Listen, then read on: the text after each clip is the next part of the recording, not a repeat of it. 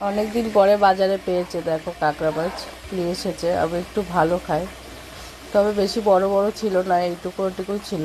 তাদের বেছে বেছে এনেছে।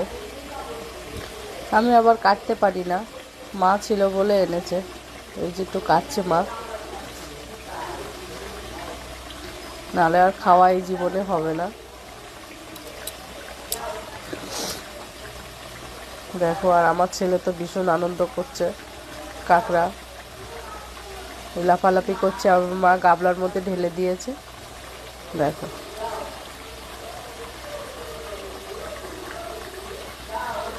কামড়ানোর জন্য কেমন করছে বাবা! আমি তো ভয়তেই মরে যাব। খাওয়া তো দূরে পড়ে মরুক, আর কাটা দূরে পড়ে মরুক। যাই হোক, মা ছিল বলে একটু খেতে পাচ্ছি। দেখো,